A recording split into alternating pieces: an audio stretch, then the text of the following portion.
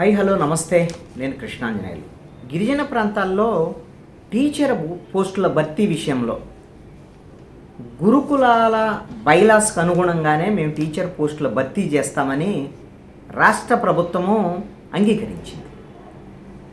ఈ మేరకు రాష్ట్ర ప్రభుత్వము హైకోర్టుకు కూడా తెలియజేసింది. ఇప్పటి వరకు ఈ డిఎస్సికి సంబంధించినటువంటి ప్రకటన వచ్చిన నేపథ్యంలో గిరిజన ప్రాంతాల్లో 517 టీచర్ పోస్టులని డిఎస్సిలో జనరల్ కేటగిరీలో కలిపి నోటిఫికేషన్ జారీ చేశారు. దీనివల్ల గిరిజన ప్రాంతాల్లో ఎవరైతే ఈ టీచర్ పోస్టుల కోసమో ప్రయత్నాలు చేసేటువంటి గిరిజన యువకులు ఉన్నారో వాళ్ళందరికీ వాళ్ళ హక్కులకు భంగం కలిగేటువంటి అవకాశం ఏర్పడింది. ఈ నేపథ్యంలో శ్రీకాకుళానికి చెందినటువంటి విజయ్ కుమార్తో పాటు 9 మంది అభ్యర్థులు హైకోర్టు న్యాయవాది జడా శ్రవణ్ కుమార్ ద్వారాగా హైకోర్టులో పిటిషన్ వేశారు. ఈ విధంగా జనరల్ కేటగిరీలో ఈ గిరిజనుల టీచర్ పోస్టులు కూడా కలపటం వల్ల రాజ్యాంగం ద్వారాగా వాళ్ళకు వచ్చినటువంటి హక్కుల్ని హరించినట్టే అని చెప్పేసి జడా శ్రవణ్ కుమార్ హైకోర్టులో వాదనలు వినిపించారు. దీంతో ప్రభుత్వం కూడా కొంత దిగొచ్చి దీని మీద మేము ఖచ్చితంగా గురుకుల బైలాస్కు అనుగుణంగానే ఈ టీచర్ పోస్టులను భర్తీ చేస్తామని ప్రభుత్వ ప్రత్యేక న్యాయవాది కాసా జగన్మోహన్ రెడ్డి హైకోర్టుకి వివరించారు. దీంతో జస్టిస్ గన్నమనేని రామకృష్ణ ప్రసాద్ ఈ వాద్యాన్ని పరిష్కరించినటువంటి పరిస్థితి ఉంది. షెడ్యూల్డ్ ఏరియాల్లో అదేవిధంగా ఎక్కడైతే గిరిజనులు అత్యధికంగా జీవించేటువంటి ప్రాంతాల్లో ఏ రకమైనటువంటి ప్రభుత్వ నియామకాలైనా సరే ఐటీడీఏ ప్రాజెక్ట్ ఆఫీసర్ ద్వారాగానే నియామకాలు జరపాలి. వీళ్ళు విడిగా ఇప్పుడు ఆ జనరల్ నోటిఫికేషన్తో పాటు ఈ పోస్టులు కూడా కలపటం వల్ల ఏమవుతుంది, డిఎస్సి నియామకాలు ఎవరైతే జరుపుతారో కలెక్టరో లేకపోతే వాళ్ళ అధికారులు వాళ్ళే చూస్తారు. ఇది ఖచ్చితంగా తప్పు.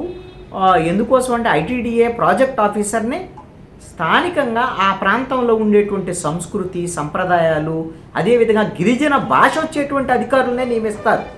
ఆ విధంగా అక్కడ గిరిజనుల యొక్క సంస్కృతి సంప్రదాయాలు వాళ్ళ హక్కులను కూడా కాపాడేటువంటి బాధ్యత ఐటీడీఏ ప్రాజెక్ట్ ఆఫీసర్ మీద ఉంటుంది.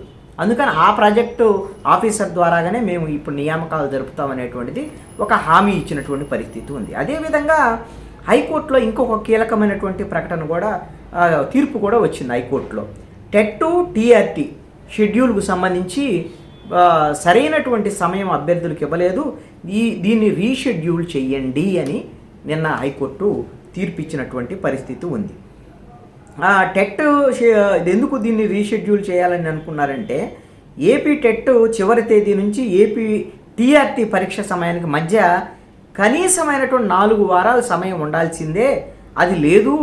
2018లో 60 రోజులు గడువు ఉంది, ఇప్పుడు మాత్రం ఎందుకు మీరు ఇంత తక్కువ సమయాన్ని పెట్టారు, దీనివల్ల అనేక మంది అభ్యర్థులు అవకాశాలను కోల్పోయేటువంటి పరిస్థితి ఉంది అని చెప్పేసి హైకోర్టు న్యాయమూర్తి జస్టిస్ గన్నమనేని రామకృష్ణ ప్రసాద్ సోమవారం తీర్పు ఇచ్చినటువంటి పరిస్థితి ఉంది. ఈ షెడ్యూల్ను మార్చి 4 వారాలు ఖచ్చితంగా గడువు ఉండేటువంటి విధంగా ఉపాధ్యాయ అర్హత పొందిన ఏపీ టెట్ అదేవిధంగా teacher recruit test AP TRT మధ్య సముచితంగా 4 వారాలు గడువు ఉండేలా జాగ్రత్తలు తీసుకోమని స్పష్టం చేసినటువంటి పరిస్థితి ఉంది. 2018లో నిర్మించినప్పుడైతే అప్పుడు టీఆర్టీ నోటిఫికేషన్ తేదీ పరీక్ష నిర్వహణ మధ్య 60 రోజులు ఉన్నటువంటి విషయాన్ని కోర్టు ముందు ఉంచారు ఈ ఎవరైతే వాదనలు వినిపించినటువంటి న్యాయవాదులు. దీంతో హైకోర్టు కూడా వీళ్ళు వినిపించినటువంటి వాదనల్ని అంగీకరించింది.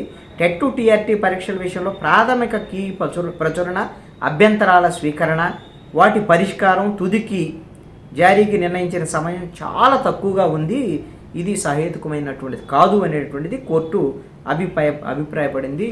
ఇది ఒక రకంగా ఈ టీచర్ పోస్టుల కోసం ప్రయత్నాలు చేసేటువంటి అభ్యర్థులకి కలిసి వచ్చేటువంటి అంశమే హైకోర్టు తీర్పు అనేటువంటిది.